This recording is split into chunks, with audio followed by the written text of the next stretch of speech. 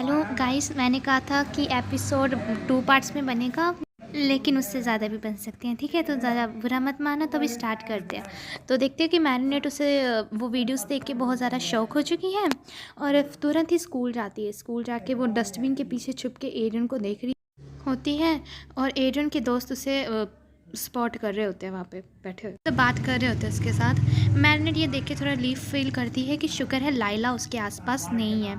फिर हम देखते हैं कि मैरिनेट उसके अपने लॉकर में चली जाती है और उसके पीछे जो टैटू अचानक से चमकता है और वो रिस्क लेने के लिए तैयार होती है और एडन को अपने दिल की बात बताने का फैसला करती है उसके जाने से पहले। मैरिनेट उस सब तुरंत से दरवाज़ा खोल के एडन की आवाज़ लगाती है। उसी समय उनके कोच कहते हैं कि ओ मैरिनेट डिपेंचर, तो तुम एडन के साथ खेलोगी। हम यहाँ पे फुटबॉल पता नहीं सॉकर खेल रहे हैं, तो मुझे नहीं पता कौन सा गेम खेल रहे हैं, लेकिन वो कुछ खेल रहे हैं गेम। तो एड्रिन की टीम में लोग कम हैं और लाइला के पैर में चोट लगी है, इसलिए शुक्र है तुम आ रही हो उसकी टीम में खेलने के लिए। लेकिन उसी समय लाइला कहती कि उसकी तबीयत बिल्कुल ठीक है, मतलब उसकी चोट ठीक है और अब वो बिल्कुल बेटर फील कर रही है और वो खेल सकती है। लेकिन उसके कोच कहते हैं कि नहीं, वो अपने स्टूडेंट्स को कोई रिस्क नहीं लेने देगा और लाइला को वहाँ से उठने नहीं देते। मैरिनेट एड्रिन को पुकारते उससे बात करने लगती है, लेकिन उस समय नीनो उसे फुटबॉल से मार देता है और वो गिर जाता है। मैरिनेट उसे संभालती है। उसी समय कोच कहता है कि एड्रिन, अब तुम्हें गेम से तुम आउट हो चुके हो, तुम्हें कोई तुम्हारा टीममेट गेम गोल नहीं करता, तुम टीम में या गेम में वापस नहीं आ सकता। एड्रिन समझ जाता है और वो अपने वहाँ से चला जाता है, साइड में खड़ा हो जाता है।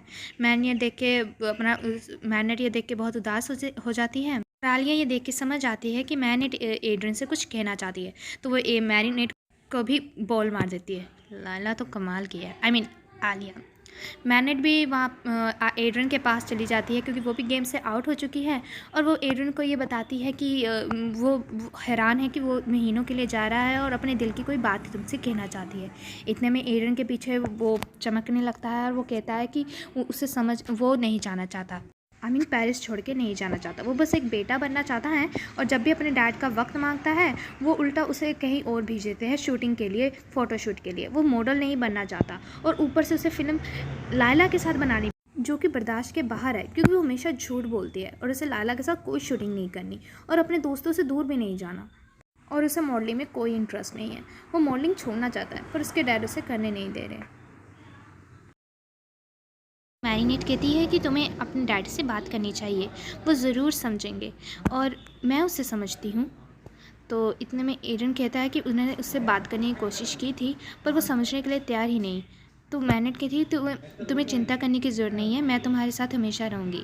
तो एडन स्माइल करते हुए कहता है कि वो चाहता है कि वो उसके हमेशा साथ रहेगी और इतना कहते ही उसका हाथ पकड़ लेता है और वो कहता है कि वो उसकी सबसे अच्छी दोस्त है। ये देख के लाइला के तोते उड़ जाते हैं। उसको झटका बड़ा जोर से लगता है, मैंने तो उसका गला ही काट दिया।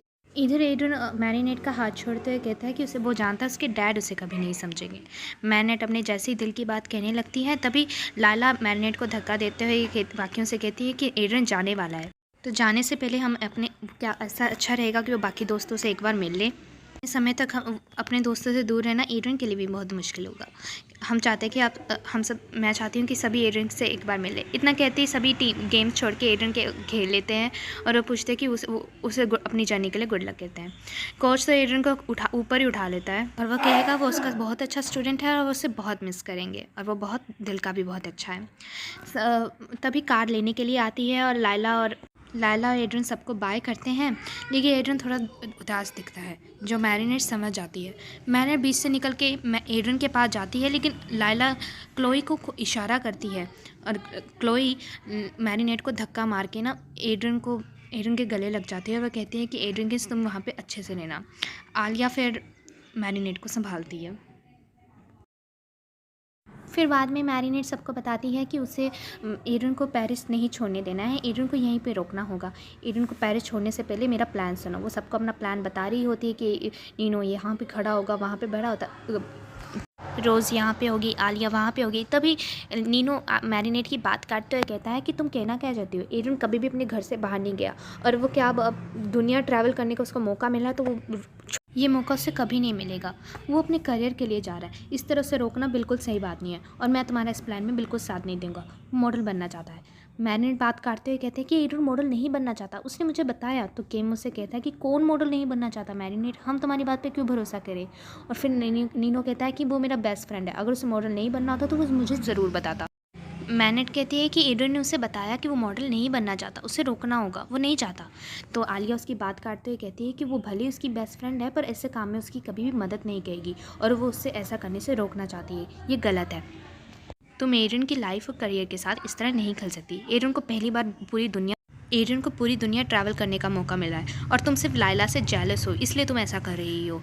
फिर मैरिनेट का कोई साथ नहीं देता। मैरिनेट कहती है ठीक है, तो एडन को अकेली रोक लेगी और अकेला ही सब कुछ कर संभाल।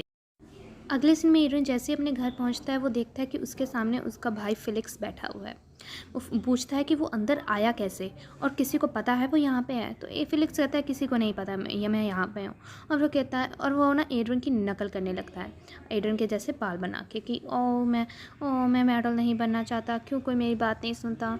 तो एडन इस पर गुस्सा होता है, कहता है कि मैं इस तरह बात नहीं करता और तुम यहाँ पे क्या कर रहे हो, जबकि तुमने मेरी इमेज की धज्जियाँ उड़ा के रख दी थी पिछली बार और वो इस बार तुम पे ट्रस्ट नहीं करना अच्छा था। तो फिलिक्स कहता है कि पहली बात तो वो इससे ज़्यादा बुरी तरह बोलता है जिस तरह मैंने रिएक्ट किया, और दूसरी बात कि भले ही उसने उसे ट्रिक किया पर वो इस बात का इनकार नहीं कर सकता क्योंकि वो उसका भाई है और उसे उसकी मदद लेनी, चाहे वो चाहे या ना चाहे। इतना कहते ही वो एडन की तरह बॉल मारता है पर एडन थोड़ा साइड हो जाता है और बॉल पीछे लगती है। तभी फिलिक्स अपने फ़ोन में उसे फ़ोटोज़ दिखाता है जिसमें उसकी और लाला की फ़ोटो दिखाते हुए वो कहता है कि तुम्हारी शक्ल देख के साफ पता चल रहा है कि तुम मॉडल नहीं बनना चाहते, तो क्या तुम मेरी मदद लेना चाहोगे। एडन कहता है कि मुझे कुछ समझ नहीं आ रहा और वो उस पर ट्रस्ट नहीं करना चाहता, उसने उसे ट्रिक किया है। तो फिलिक्स कहता है कि तुम्हारे पास कोई और चॉइस नहीं है, हम एक बार फिर रूप बदलेंगे और ट्रस्ट मी, मैं तुम्हारे डैड को संभाल लूँगा। कहता है कि आखिर वो उस पर ट्रस्ट क्यों करे। तो फिलिक्स कहता है कि क्या उसके पास कोई दूसरी चॉइस है।